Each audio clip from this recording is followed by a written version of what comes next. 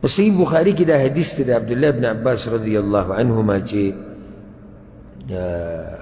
عمر بن خطاب رضی الله عنه د ځان سره به د عبدالله بن عباس کېنو دا وړوکی هلک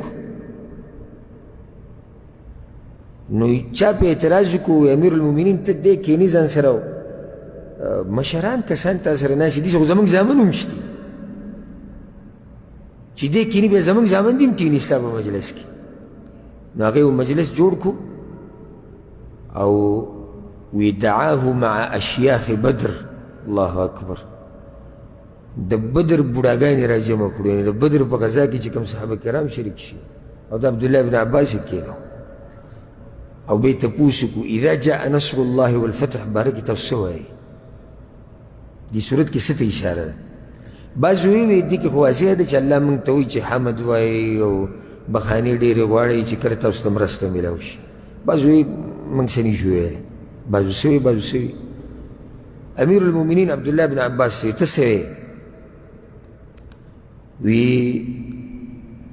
زه خو دا وایم چې هو اجل رسول الله صلی الله علیه وسلم اعلمه له دې صورت کې اشاره ده دې ته چې پیغمبر صلی الله علیه وسلم دنیا نه تلو والا دی نیټه پوره شوې ده الله ورته هغه نیټه وښوه عمر بن خطاب وی دقه زه م وایم ما اعلم منها الا ما تقول دقه خبره زما ذهن کې مونده بیا یې ورته ووایي دې دپاره زه دې دلته کښېنوم خو څنګه به هغه انسان په قرآن نه وي پوهه چې پیغمبر صلی الله علیه وسلم د هغه دپاره دعا غوښتي چې اللهم فقهه فی الدین وعلمه التأویل